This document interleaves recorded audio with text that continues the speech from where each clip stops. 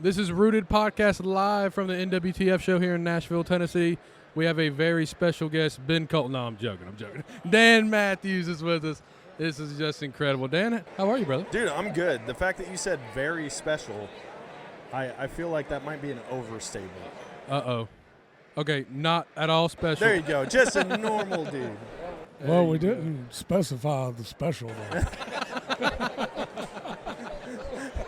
Now, if you had said, I mean, he's special, then I'm in between a very special guest and special. Well, there we go. There we go. go. I'll take it. We are too. We're right there with you. I'm in good company.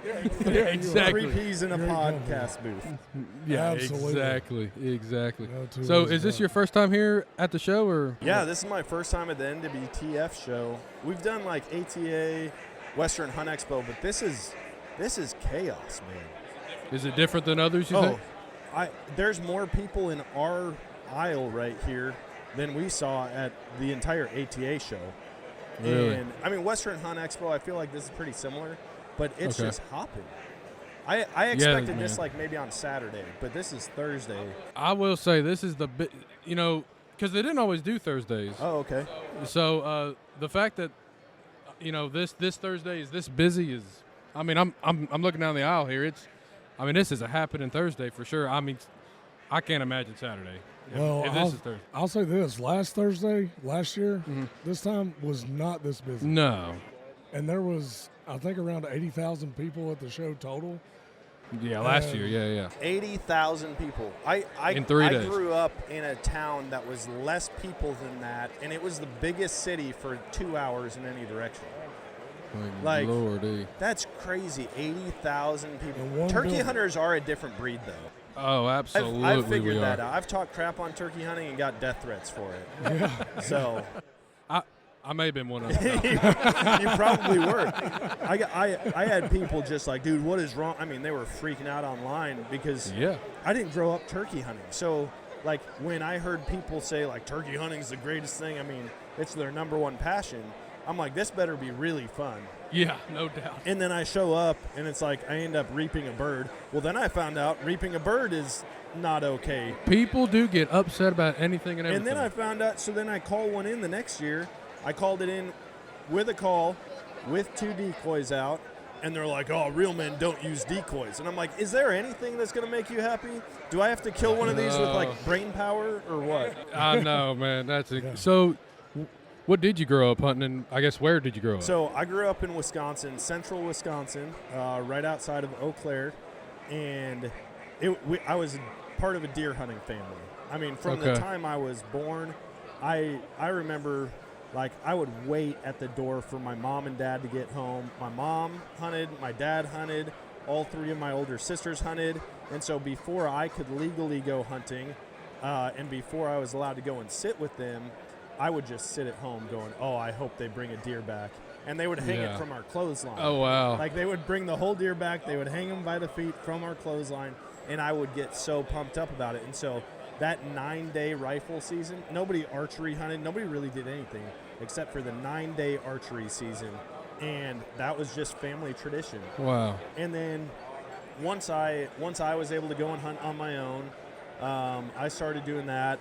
I had an uncle who got into waterfowl hunting, got into squirrel hunting, pheasant hunting, fly fishing, and so he kind of got the ball rolling for all sorts of different hunts. How old were you when you went on your first hunt?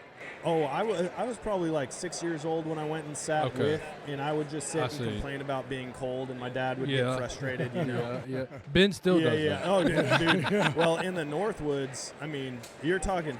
I remember years where we're hunting. It's 10 below out, It gets and you're cold. just. Yeah, no we doubt. would sit on a down tree, or just plop down in 2 feet of snow and make a little recliner, and you'd sit there with. I Wow. hunted for years.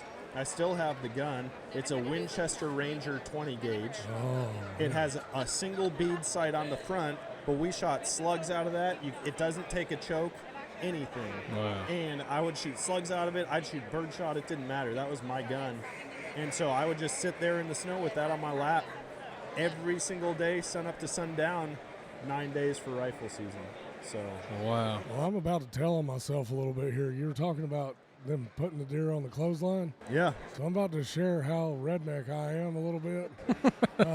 So back in the day If when you I lived can't in tell Alabama, from the accent. yeah, the accent's a little thick. That Alabama mud coming out. Yeah, buddy. But back in the day, I lived in town when I was in Alabama still.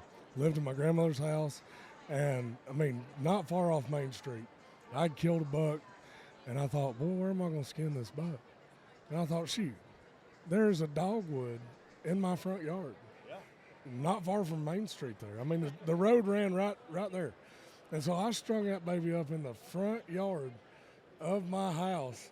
Cars passing by honking like, what are you doing skinning a deer in the city limits? It's like, well, there's no rules against it, so I guess I'm going to. Yeah. Come on, guys. I mean, we've done that before. We lived in an apartment in Colorado. We lived out there. We were broke, and it was a low-income housing, but it was a brand new build. And our back porch, which was about the size of this table we're sitting at, was facing the playground. Well, I would go goose hunting out there on the Front Range of Colorado, the Rocky Mountains in Colorado, and I came home. Well, I was breasting out these geese on our little railing, right in this apartment complex, and oh my gosh, the looks from these ladies who are like feeding their kids snacks in the playground, and I've just got dead geese and feathers blowing everywhere. I'm like, hey, maybe your kids should come take a lesson instead of you getting upset at me about this. No doubt. Oh, man. Well, and again, people get upset at anything. Oh, they do. Whether it's reaping a bird or, skinning out a goose in an apartment complex, it's all the same, really. I mean, thankfully we were on the ground floor, because otherwise there probably would have been blood dripping down on the people underneath Yeah, us. right. Hey, But, hey, I'm respectful. I got a ground-level apartment for that reason specifically. Yeah, exactly. Well, I'll say this about the whole reaping and decoys and calls. Yeah, let's dive into I that. don't care what anybody says. I'm killing a turkey however legally necessary. Oh, yeah. However legally possible. Because the point is, for me, I'm not going out just to kill a turkey. I'm going out to kill and eat. Yeah. That's the point. I like to eat what I kill. So there's no sense in going out and struggling to kill a turkey or a deer or whatever. If you can use a decoy, if you can reap, do it. And make some deep fried turkey nuggets. Feed your family. That's why we hunt, is to feed our families and our friends. Yeah, absolutely. You mentioned being redneck. I'm kind of curious, what's the most redneck thing you guys do in the outdoor space? Oh. Okay. I like how I got one. synchronized that I got was. one. PG or No. Listen. Okay. You talked about waterfowl hunting. Yep. You're talking to one of the biggest waterfowl hunters that I know. Okay. Oh my gosh. All right. You take have you ever seen a pontoon boat? Oh, yeah. Okay. Picture that in y'all's head. Now, you just have the floats and the floor. Take everything else away. Ben had built a duck blind from a pontoon boat. And you're thinking, well, that's not that redneck. The story ain't finished. So he builds it up, okay. So and now we have walls, right? We got a roof, all the stuff. Well, now we've got to get that blind from point A to point B, and that's about 4 hours, Ben? Yeah, 4 hours. Somewhere. So we're driving down the interstate down I-40 with a pontoon boat duck blind, and that thing is not aerodynamic. Not even a little bit. And the best part of it, we were in a single cab Ram 3500 Cummins, 24 valve with 359,000 miles on it, flatbed. So you're saying that the whole front of that pontoon was black by the time you got down there? Yeah. We didn't have to pay much on the front.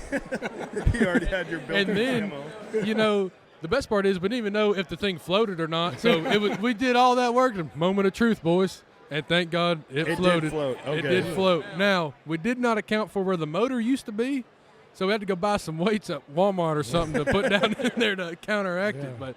But yeah, that was one of the more redneck things that we have done together. So I want to know more about this duck blind. Like, what did you put on it to make it a duck blind? The forest, brother. Ben Cole and a... You just had a floating island, basically. Dude. A tiki island out on the water. You have not brushed a blind until you've brushed one with Ben Cole. Dude. I mean, buddy. I am weird about brushing blinds. If I can see any open holes, I'm going to not stop until it looks like a floating brush pile, Yeah. completely secluded. Like, you're going to have to bust through all the openings when you come out. Like, you may even have to shoot through a couple times. So I've had a theory, and I haven't gone and tested this out yet, but I think it would work. You go to any city, and there's birds on the golf courses. There's birds on the city ponds. Yep. What if we do the complete opposite, and instead of doing blinds making them look natural, what if we just get some of those little garden sheds from Home Depot and set one or two of those out, put them on a trailer. Not mad at this idea. They're going to think they're in a neighborhood and can't be shot at. Well, and instead of planting a food plot, we can just make a putting green and maybe have them fly in. do a putting green, put a park bench out there. Heck, roll out some roofing tarp and make it look like a sidewalk around the water. And it's like, they might, I think there's something to it, because how many times have you walked in the city and had geese right off the sidewalk or ducks right off the sidewalk, and they just look at you as you walk by? Those same geese, if they're out in the country where there's no sign of people, they're spooked by everything. Oh, absolutely, yeah. So I think people are doing the complete opposite. I think we should be making it seem like it's an inhabited area instead of a totally wild area. That's not a bad idea, because a lot of those geese that you see walking around town got those leg bands Got on. them jewelry. I was with two non-hunters. We were doing a disaster response. Okay, folks, sorry about that. We ran out of battery power on our little tiny podcaster here, but we are some redneck engineers, so we made it hop back alive for us. Oh no, this is fully, like, we were just talking about redneck engineering, and there are car batteries underneath the table. You could either pay for power at a booth, or absolutely. you could bring your own power. Yeah. I respect both of you so much more, having seen what's sitting behind me and underneath this table. Buddy, now look, I cannot take full credit. My dad, that dude is a truly redneck MacGyver. Yes, he is. And he's the cheapest man on the face of this planet. And so credit to him for coming up with this. So, yeah, instead of paying hundreds of dollars or whatever it is for this power, we have a power inverter, and then he rigged some wires together, put some gator clips on it, and we got 3 deep cycle batteries, and that's what's running this show. The funny thing is that it's not a hot wire. It's not red. Yeah. It's green. So he's like, remember, green is hot. He said, green means go, boys. Yeah, green means go, and black means buddy, no. Yeah, he was not fixing to buy more red wire. He's like, wire's wire. Just know it's good. You're like, yes, sir. Yeah. I love that rednecks just come up with all of these all of these sayings that mean nothing. It's like the most basic redneck Dr. Seuss stuff you've ever seen in your life. I mean, think about, like, bears. You've heard, like, the bear black fight back, bear brown fall Absolutely. down. I'm like, no city person has ever even heard that. No. Well, No, and they're not that's used to got to that. come from like caveman talk, because they probably can't form a real sentence. They're like, brown bear, bad. Bear bad. Yeah, and you're like, all right, gotcha. What That's would your it. Native American names be? Ooh, I don't know. Chief Dum Dum or something. Yeah. Chief Dum Dum, Big Beard over here. Yeah, exactly. Chief Big Beard. I don't know. Yeah, Red Beard or something. I don't know what it Or would be. Chief Fat Man. That'd probably be something like that, Dude, we had rednecks in Wisconsin for sure, but moving down to Missouri, which I still don't know where the line starts for the South. Like, what's South, what's North? I think it's kind of weird. What is what? Yeah. But, man, people in southern Missouri are wild. Oh, yeah. And the first time I went hunting in Missouri, it was at a summer camp. It was at a Christian summer camp for the church. And I had a buddy, and he's like, "You want to go frog gigging?" And I was like, I don't even know what You're like, what are we doing here? I was like, frog gigging, all right. So we go out, and he's got these homemade gigs. Of course, they're homemade. Oh, yeah. And Absolutely. we're out in a canoe with headlamps and, like, these little Rayovac flashlights. Uh-huh. And we're floating around this pond at this summer camp. And he's like, all right, dude, you just spear them. Okay. So now I'm over here just impaling these frogs with a large fork. And he's like, why don't you try to grab that one with your hand? So now I'm, like, leaning over the front of the canoe, And as I'm about to try to grab this frog for my first time ever frog gigging, he's like, stop, water moccasin. And there's a water moccasin 8 inches from my Ooh, hand. no, Yes. thank you. Yes. So we get back with a bucket of frogs. I couldn't tell you how many we had, but knowing how many a limit is now, I'm sure we were well over. Statute of limitations. There. Yeah. This was 100 years ago. Yeah. So we get back, and I go, well, that was fun. And he's like, well, no, we got to cook them up. Oh, good. I'm like, oh, all right, this isn't real. So I'm thinking he's gonna have me take a bite and then start laughing or whatever. No, we straight up roasted these things over a fire like marshmallows, and he starts diving in immediately. Holy I'm cow. like, wait a minute, this is for real. Like we are eating these frog legs right now. Oh, And boy. I thought that was the most redneck thing in the world. You didn't doctor him up or nothing? Dude, we put nothing on it. We call it ripping the pants off. So you tear Yeah, the skin yeah, off the yeah. legs, and then we literally just impaled them, and we started cooking them over the open flame, and it was phenomenal. Really? And now it's one of my favorite things every year. I mean, like, that is one of our biggest traditions with me and my hunting buddies. And we don't miss an opening night of frog season. I'll be daggone. Well, I'll tell you And there's a this. season in Missouri. There's a I was about to season. say, I'm not going to lie, I didn't even know there was a season. I just thought that was something you did when you got bored. I think that's the sickest I ever got one time. We were in high school. We were like, well, we need to catch us some mess frogs off this cattle pond.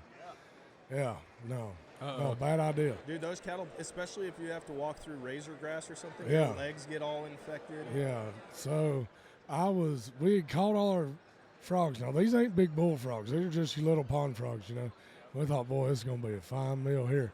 High school, a whole gaggle of idiots. Now, granted, a fine meal in Alabama, the bar is not that high. I mean, possum ain't far from me. But anyway, we get to cooking these things, and of course, we don't know how to cook frog, none of that. We cut the legs off and eat them. And boy, I'm telling you, I was sick for 3 days. 3 days, because we didn't cook them long enough. Oh. And so we all got sick, every one of us. So I ain't ate a frog leg since then, just because of that experience. See, we started battering and deep frying our frogs. That's my favorite Oh, way yeah. to eat them now. I mean, it's like, dude, you cook it up right alongside catfish or whatever. But we do it. Frog season opens up in Missouri the last night of June at sunset. Well, we throw this huge 4th of July party.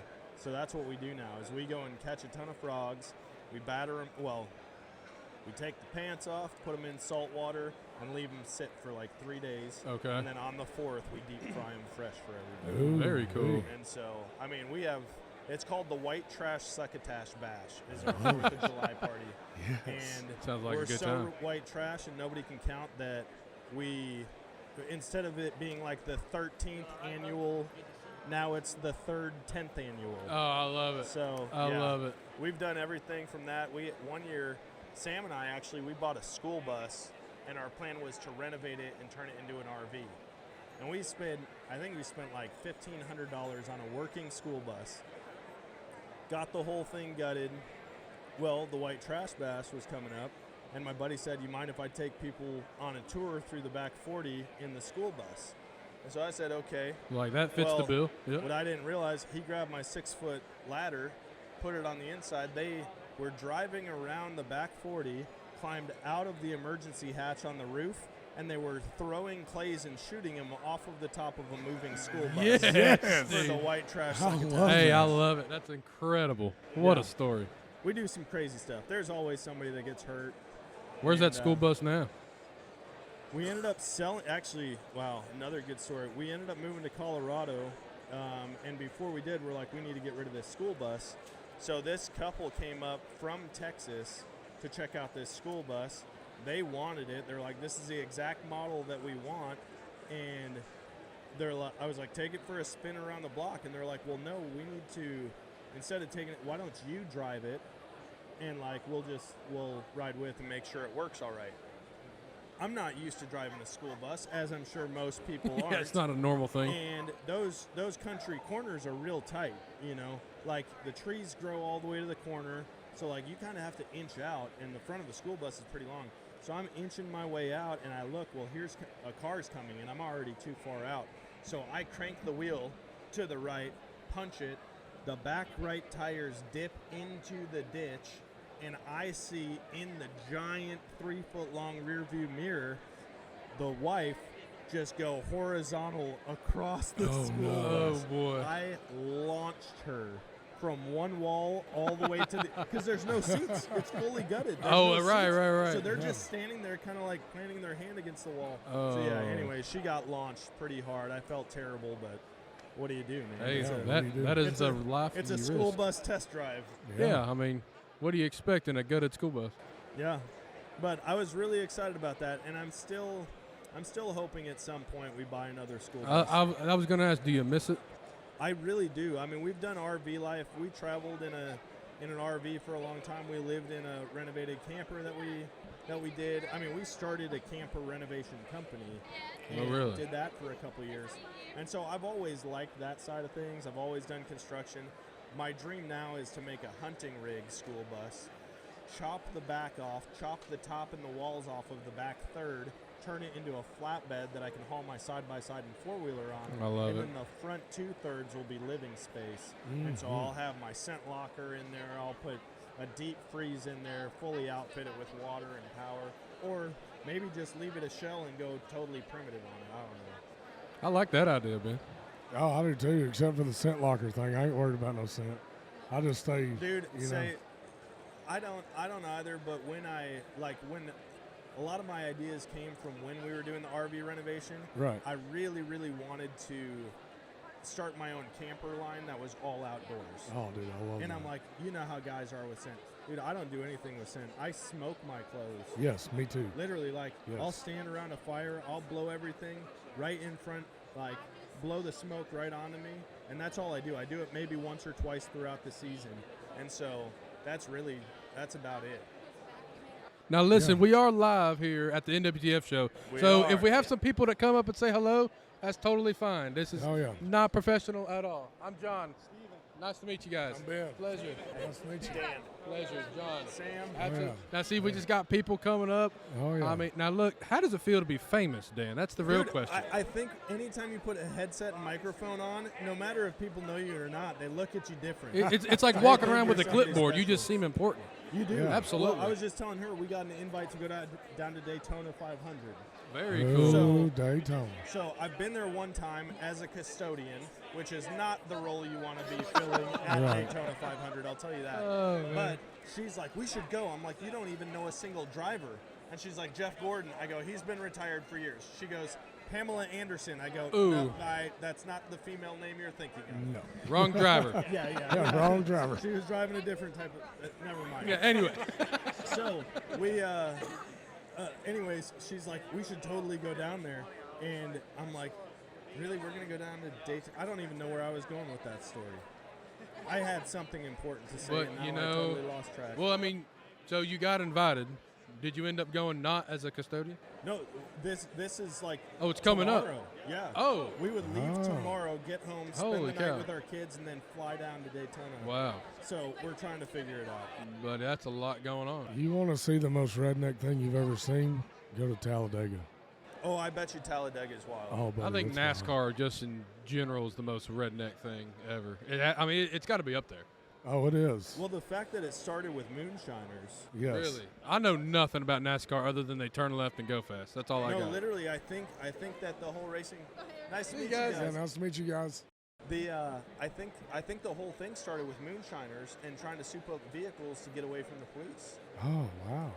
That could be totally fake. I don't. I like the story. I say we stick with it. Yeah, I say we stick 98% with of it. facts are made up on the spot. Exactly. Yes, Hey, that's right. You just got to say it with confidence, right? Yeah, and if you're you good. say, "Oh, that's where I was going with it." Oh, here we go.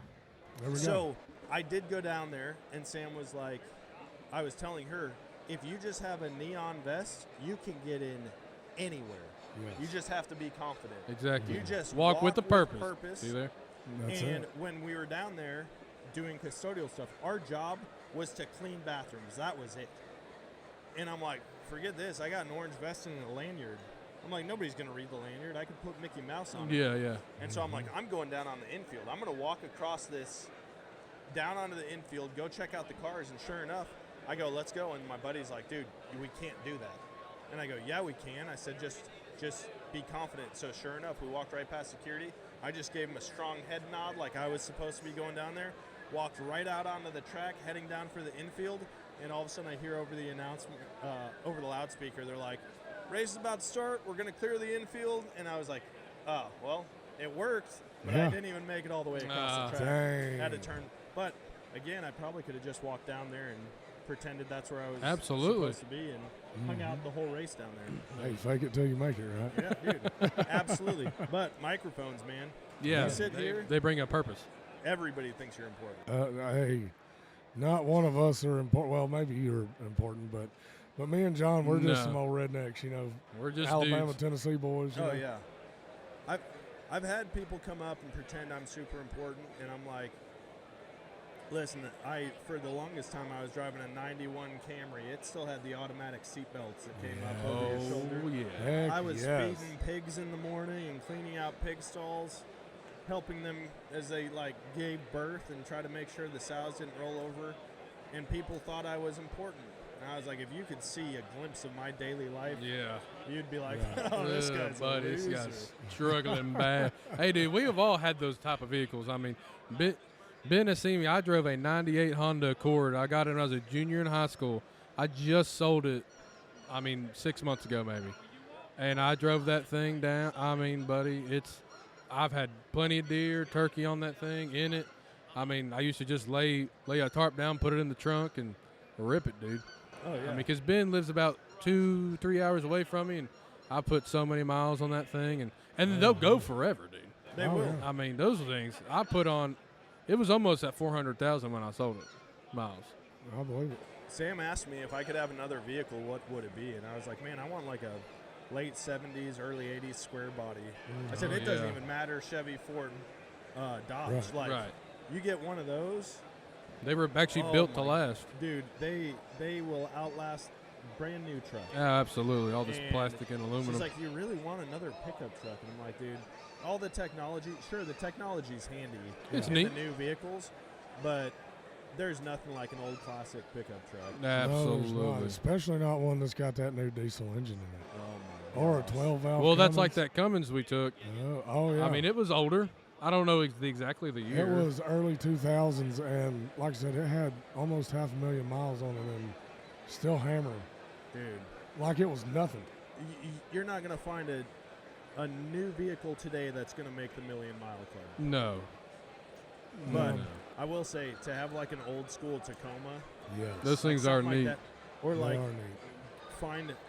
I think you have to import them. I'm sure there's some around here to buy, but you're going to pay an arm and a leg. Mhm. But those Toyota Hiluxes, Oh, yeah. dude, you can put those through the ringer, Mhm. and it's never going to break down on you. Really? My problem is a lot of trips that I go on, I have to have like 6 seats so that 4 of us can ride comfortably. Sure. Otherwise, I really just want to get one of those to make it my little hunting rig for around town. Yeah, dude. What are those like?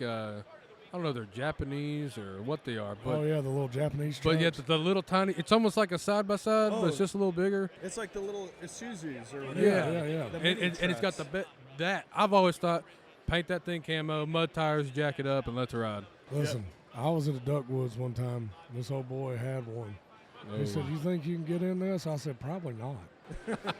I got one leg in there and got halfway. I had to let the steering wheel all the way up, and then I couldn't move. I got in there and shut the door, and I couldn't move at all. I couldn't shift the clutch. I couldn't do nothing. I was like, "Yeah, this ain't made for a big old gargantuan." Well, you're a big boy. What are you, 6'3"? 6'3"? Yeah. Dude. Not they're- me. I'm small. Like, somehow I didn't get my dad's genes or the. Like, I had uncles that were 6'4", 6'5", 450 pounds. Wow. Like, my dad's side of the family is big dudes. Me and my brother don't even break 6 foot. Yeah. But it's like, I've always wanted something like that. You know how much easier life would be as a small man? Yeah, it would be.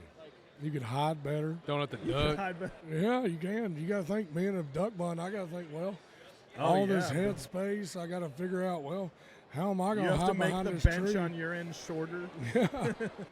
Yeah, and got to make sure the trees are big enough Yeah. for me to get behind her. I just look like Sasquatch silhouette around it. You You never know, man. But it's definitely difficult being a larger person trying to hide from critters. Yeah. It is.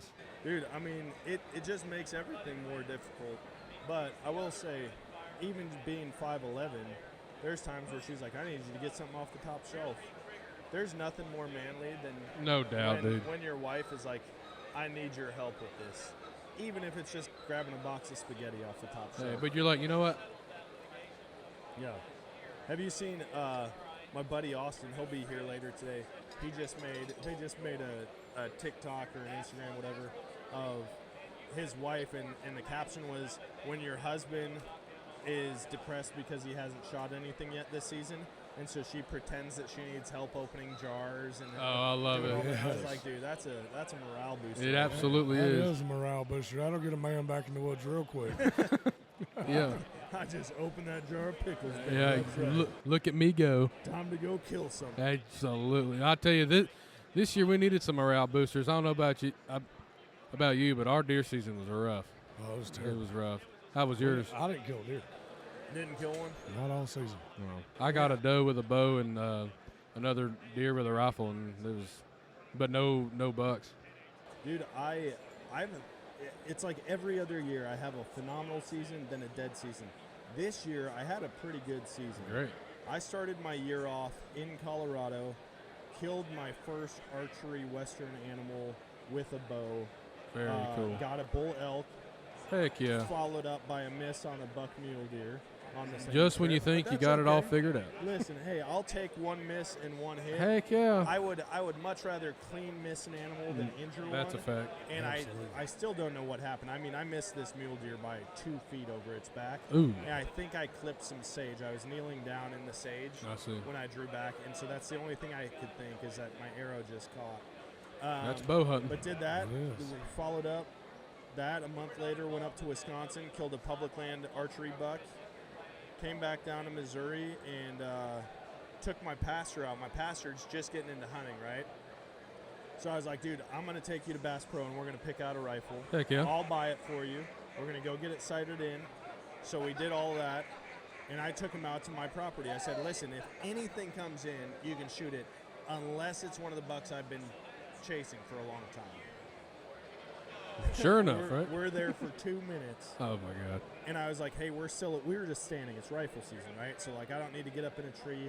I like to be mobile. I like to be able to spin around. So we're just standing along this fence line. And I said, hey, we're silhouetted. Let's just bump in front of these 2 oaks. And I pick the tripod up, and I look over, and I hear, and I go, crap. Right in front of us, 40 yards, is one of my target bucks. Oh. It takes off. I go, give me the gun. I grab the tripod and the rifle gets set up. It disappears below the hill. I throw out a grunt. It bounds about 40 yards. I pull up, boom. And he's like, what the heck just happened? Yeah, I like, go- buddy, this I is go, not every day. This is not deer hunting for you. We walked over, and sure enough, man, he died 40 yards from where I shot him. And we were so pumped. So I had a great year. I killed two Heck yeah. mature bucks, one with the rifle, one with the bow. Killed my first ever archery elk. And That's a but heck of a other year. than that, dude, I can't kill a duck to save my life. Can't kill a goose to save my life. Getting into coyote hunting now. Yeah. Full seasons. How's that? They just bumped up. We can now hunt coyotes with thermals like 250 days Oh, wow. in Missouri. They didn't even have a thermal season up until a couple years ago. So. I tell you, that thermal game is pretty cool. I don't have one, but I've been with Ben, and he's got a set and some buddies do, and it was really that was probably one of the cooler things I've ever done as far as meeting technology in the hunting world. That Oh, thermal game is just It's different level. I'll tell you what I like to do with the thermals is go chase them wild hogs. Oh my gosh, man! I'm all about that life. We Me don't too. have them. We don't have them, air quotes. Yeah. But we really don't have enough to be able to chase after them. And they don't even allow you to shoot them on public land at all in Missouri. You have to be on private with written permission. Huh. Just thermals in general? Or For hogs. Just for Hogs. Just wild hogs. You can't shoot them daytime on public land. It Why? doesn't matter. That doesn't I make didn't any make sense. Yeah. They said you it think you want them gone? They said it scatters them too much, and then they can't effectively trap or shoot them. But now they're doing aerial gunning. They're sending up thermal drones to find the sounders. Then they're sending helicopter hog hunters in, and they're shooting them. And they said, I talked to a guy who helps run that program, and he said that they will effectively completely eradicate hogs out of southern Missouri. Wow. So we'll see if it Well, works let's see. or not. Time will tell. But I'm like, if they don't and we get overrun, I might be kind of happy because I would love to have that opportunity right outside my hometown. Yeah, they do tear it up. Yeah, I'm glad though that we don't have them in this part of Tennessee, because you cannot plant row crops. They'll eat every bit of your corn that you plant, Chufa. every bit of your chufa, every bit of your soybeans. They'll just go down the road and eat all the seeds out. Tear it all up. So destroy it, and it just makes it really hard to farm for whitetail when you have a bunch of pigs. So I like to leave the pigs down in Alabama, and we'll go down there and kill them, and then leave up here for the deer and the turkeys. Maybe that's what I need to do. I just need to get access over in Oklahoma, down in Arkansas, because we're not far from either. We're an hour from one and 40 minutes from the other. And those things are tough, man. Ben shot one with a bow in Oklahoma, and I mean, I don't know. That thing, it might still be alive. I doubt it. I think it is. I mean, holy cow, man. Yeah. I mean, and he hit it good. I mean, Yeah. and you just heard it whack, and it's like, I don't know. I watched from across this swamp. It was a guy I was hunting with. I came up, I was just walking. It was our final day of the hunt down in Texas, public land hog hunting. And I hear a couple gunshots get up there. My buddy had just shot this big old boar, and it took off across this body of water. Well, I get up there just in time to see it pop out of the water, and one of the other guys was across hunting, and he pops up, shoots like 5 times with his AR, leans his AR against the tree and starts walking towards this hog. He didn't realize it wasn't dead yet. So this big boar gets up and is chasing him down. He's running backwards, dumping rounds from his 10 mil into this pig, runs out of his clip, like fully empties his clip, turns around, and he's running now. Thankfully, some of our other guys were over there. They circled around, got in a position where they could put this pig down. Well, it took us like 10 minutes to get around this swamp, and we get over there, and this guy's shaking. I mean, his slide and his Glock is still open, and his hand is just going, it was trying to kill me. It was trying to kill me. I'm like, oh, my gosh, dude. Them pigs are a different breed, man. They are. I had one in Georgia that I shot one time, and I used to carry a 44 Magnum with a 10-inch barrel on it. Oh, my God. And I had to body holster that That's thing. a rifle. Yes, it is. Yeah, literally. So I shot this big old boar hog. He was the only one in the field, and I knew that he was a big, big boar because he was by himself. So I shoot him. I get up to that rascal, and he picks that head up, and I was like, not today. Oh, my gosh. Boom! Whoa. Blew a hole right through that ear. Now, I got a question for you on the wild hog game. Are you eating those? Because I kind of hear it goes back and forth. It depends on the trip. We went down to Cumberland Island, Georgia. They do a hunt on the island. It's phenomenal. They've got a walk-in freezer. The conservation agents will come and pick up your animals for you, bring them back, tag them, hang them. It's a really unique thing. So like those hogs down there we ate, they're acorn hog. I mean like thick layers of fat. But then I'll go down to Texas, and there it's just eradication. It's like we'll still eat some, but it's like you're not picking them all up. You're doing it to try to wipe them out. And at that point, like one of the guys that I went down with, they helicopter hog hunt, and I think they're killing about 15,000 pigs every year. And he's like, we're only slowing the growth down. Right. Like we're barely putting a dent in it. Well, when you think about a hog, sow is going to have 2 to 3 litters a year. Yeah. Up to 12 piglets a litter. So, and they're able to breed 3-4 months in. Yes. So when you have that many pigs, that many sows, and each litter is 12, you get 100 sows, and that's a lot of piglets. Oh yeah.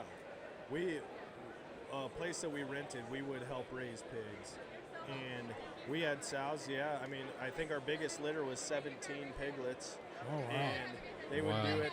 They would do it over. I mean, we constantly had a sow that was pregnant.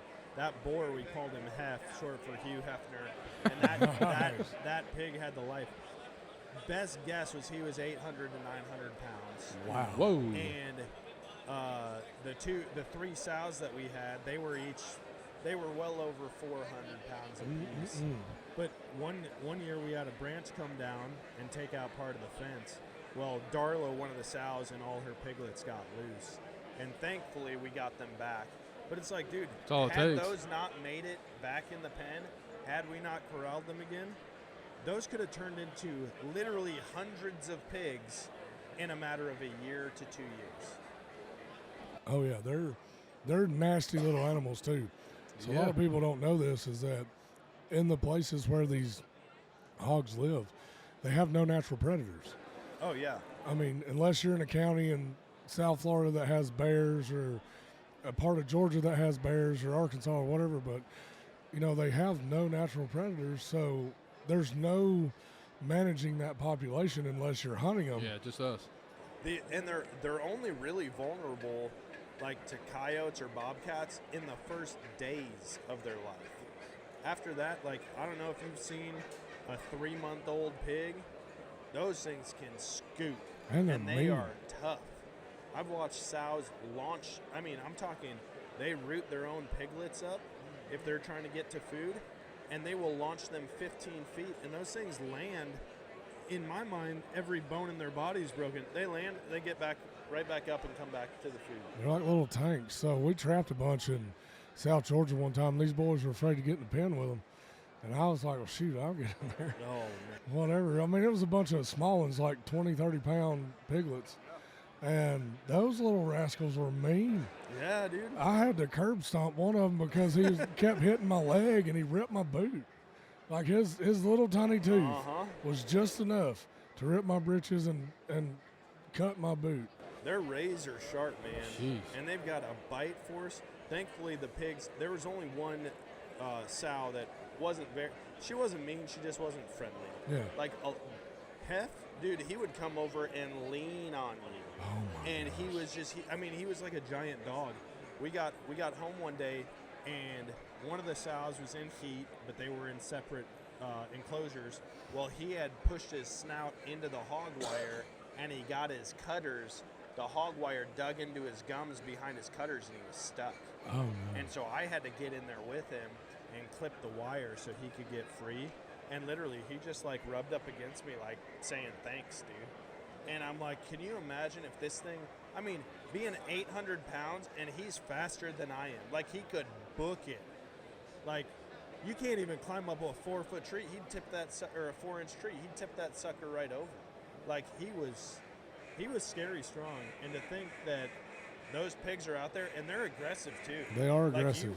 Do you guys call them at all when you hunt them? Dude, get a Fox Pro or a Lucky Duck and throw a piglet squeal on there.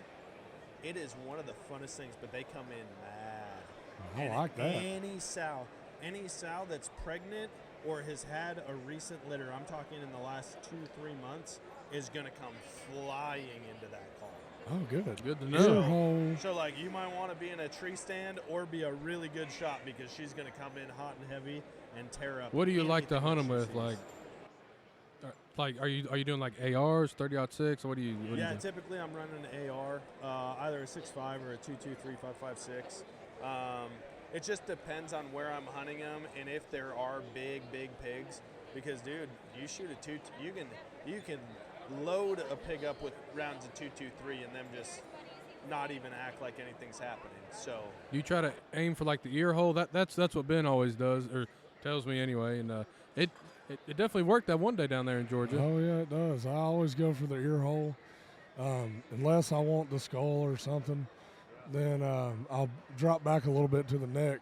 Like right where that skull and the spine meet, drop back just a couple inches and tap in there. But one thing I started doing with the 5.56 rounds was using the NATO bullets. I believe they're the green tip Winchesters. Oh, those are nasty. Those are good. I quit going vitals on pigs. Yes. I'm always going high neck shots. Okay. Neck or skull, because I've just had too many encounters. But on the flip side, when we would go to butcher pigs, we just kill them with 22s. Shoot them right in the head.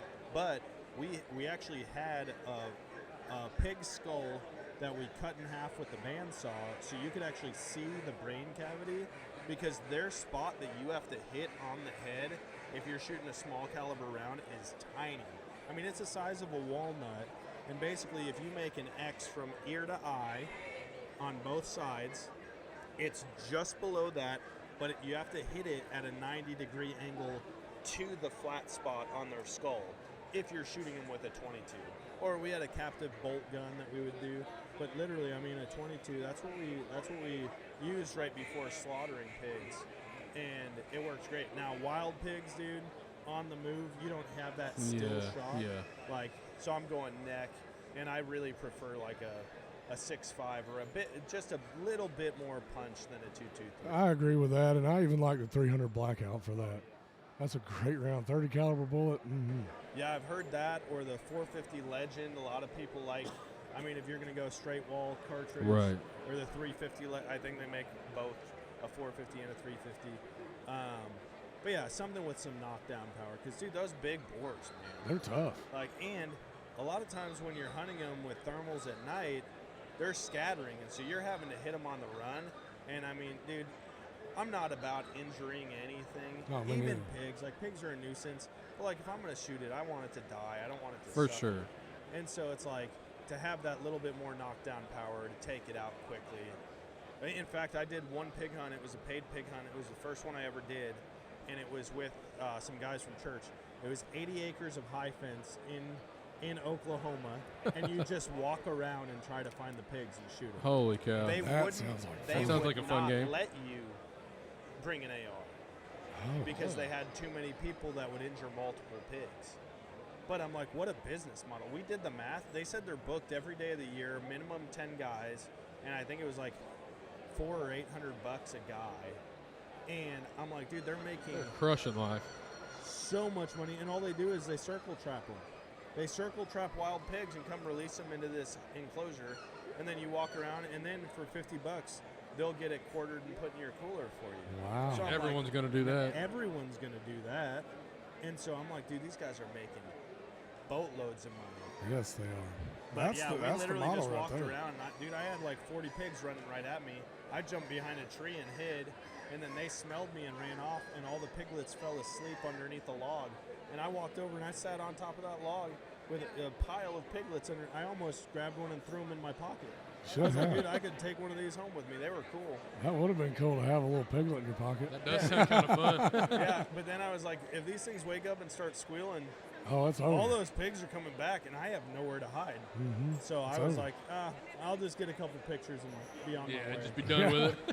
But I did have a guy that I was hunting with. He had a crossbow, and I watched him smoke this pig on the run with his crossbow. I have a slow motion video on my phone. Oh, that's awesome. That's pretty cool. I was like, I don't know how you pulled that off, because other guys were shooting pigs like 3 and 4 times with 308s. Yeah, right. And you dumped yours with a crossbow on the run. It was cool. That is pretty sick. So let's get into the turkey world. Are you deep diving in that world now? I mean, because I know you didn't kind of grow up with it. No. No, I turkey hunt because there's nothing else to do in the outdoor space at that time of year. Don't get me wrong, when I'm out there, I have fun. But it's not like I think about deer hunting, I think about elk hunting, I think about coyote hunting almost every day of the year. For turkeys, it's like leading up to it, maybe the month before I start thinking about it, getting excited, and then I have fun while I'm out there. I've never gone out and been like, this is miserable, I hate this. But I don't have that like crazy passionate drive for it. And I think it's probably, I feel like it's because how it was presented to me as the greatest type of hunting. Like, the guys who got me into turkey hunting were die hard. And they're like, dude, there is nothing better than turkey hunting. Hearing them fire off, I'm firing off, like, we're communicating low. I'm like, okay. Like, so I'm going into it thinking this is going to be the funnest hunt I've ever been on. And when it was overhyped, I think that kind of put a bad taste in my mouth. I can see that for sure. One thing that I love so much about turkey hunting is you're making that longbeard go against everything he knows. Yeah. Because in the wild, the hen goes to him, and you're making him come to you. And he don't like it. And he don't like it, and you're beating him at his own game. And another part that's really cool is if you get one about 20 yards, make him gobble one last time right in front of you. Yeah. You can feel it in the ground. Oh, and get him spitting and drumming right there in front of you. You can feel it. Me and John had one heck of a turkey hunt last year. It was unbelievable. We, I killed one a couple days before because I couldn't stand it anymore. I'd watched this bird run around this field for 3 days. I said, John, I'm sorry, brother. I got to kill this turkey. I'm going to kill him in the morning. And that's exactly what I did. I killed that turkey. And then John gets there, and we go sit down a day later after I shot that bird. Oh, my gosh. The next day, John shows up, and we hunt the following morning. And another long beard has moved in to that same field, 200 yards from the cabin. Oh, and my gosh. So he's roosted. We roosted him. He's right there at the corner of the field on the edge of the ridge there. Yep. And flies down, does it right, gobbling, strutting, spitting, everything. In the video, you can see the lodge behind the turkey. Yeah. It's that close. That's so awesome. But he didn't like the decoys, so he skirted on around us. And then 2 hens showed up, and that was it. And so I looked at John and I said, man, what do we do here? Do we stay or do we go? He said, boy, remember, if you stay, it usually works out. I was like, that's a good choice. So he couldn't find his turkey call, so let me back up a minute. So where we were sitting, my knees were about right here. It was rough. Because I was in a hole that we didn't see. Being a big guy. Yeah, he was all scrunched up. I was all scrunched up, and my knees were at my eyes. I was like, well, that's at least a good prop for my gun, you know. And we had that, and he was over there falling off into the creek bank trying on these little tiny trees, but it was dark when we sat down, so we're like, and wow, I had my this looks turkey good call as to ever. start the trip, and then I sat down, and I don't know. I still don't know where that turkey call Became one is. with nature. Yeah, it would just, God taketh every once in a while, and that's just one of those deals. Yeah, so anyway, that bird skirted us, and we ended up just decided to wait it out, and Ben, found his turkey call. Yeah. I was like, well, I got one right here, and got on that old mouth call, and I just ripped one as loud as I could. And it wasn't, 250 yards behind us? Just pop, boom. And we were like, oh, man, that's awesome. And so. Well, and I do want to say, whenever you're deciding to move or sit, it's not like it was that easy. We weren't just like, yeah, we'll sit. Because when you have a gobbling turkey, every redneck fiber in my being wants to move to that turkey. Yes. And it's hard to be like, okay, Dude, hold on. I'm a very impatient turkey hunter, and I've learned now over a half a decade, maybe longer, of turkey hunting that, like, dude, they're gonna show up. You just have to be patient. I get impatient and I go try to reap them in the woods instead of hanging out on the field edge.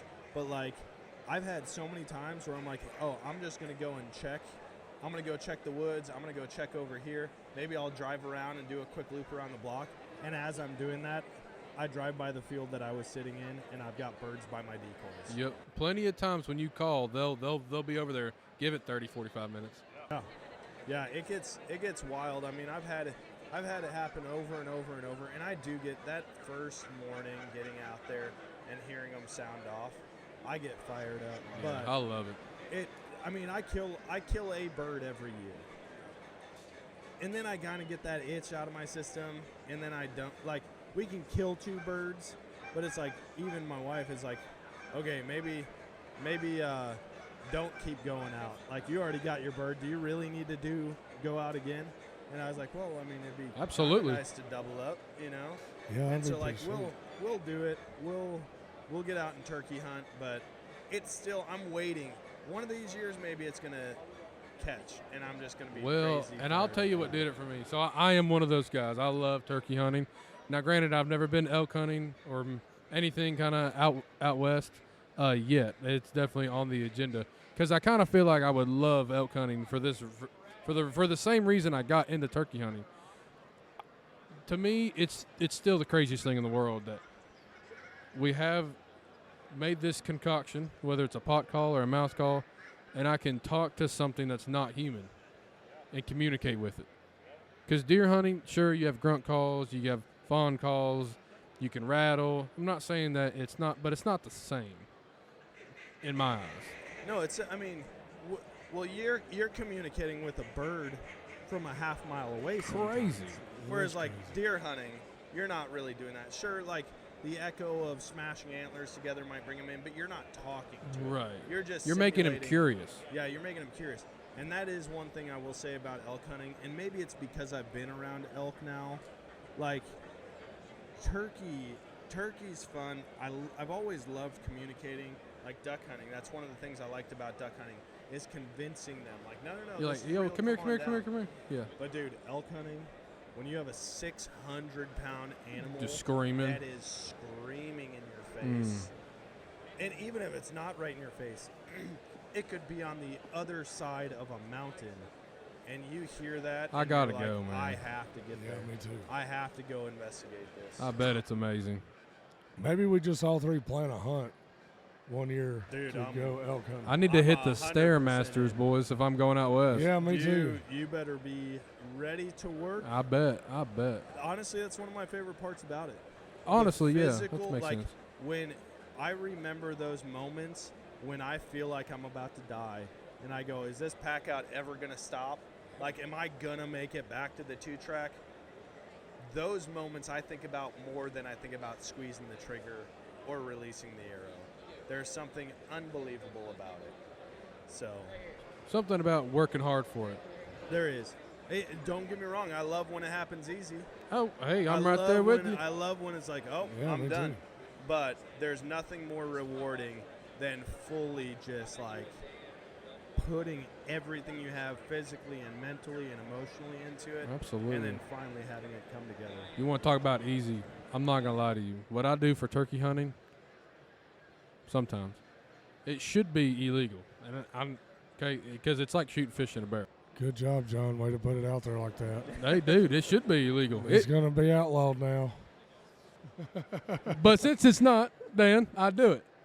There's this stuff called chufa. Okay, I'm sure you've probably heard of it. CHUFA, chufa. And I plant it in the summertime. It grows a tall grass. And then winter comes, it dies off, and it creates a bulb in the bottom or beneath the soil. And the turkeys come in there and just tear it up. They love it. And, dude, I'll literally just be like, all right, I'm going to sit in the chufa field. I don't do nothing. Ain't no decoy. They just come. They're coming. Just shut up. That's literally the rule whenever you go So there. you're taking away the one part of it that everybody thinks is the most fun, is talking. Part You of it. just- Yeah. You just wait for them. Yeah, you know, I mean, in the morning I may hit an owl call or something just to hear them Yeah. gobble, and then it's like just hanging out. So I always have that chufa field planted for first timers, kids or adults or whatever, because then it gets them hooked. Because so like I'll have them come out in the field and it's not 100% automatic, but I mean they usually what happens is the hens come out and then here comes the tom strutting. I'll call a couple times, he'll gobble right in front of their face. And when you can get a first timer, really anybody, but especially a first timer, and you can get them there and there's 10 birds in the field and one just they're hooked. Oh yeah. So it's one of my favorite things to do for new hunters is put them in the chufa field. I agree with that. And, back to my point originally, you said something right there that sparked the memory.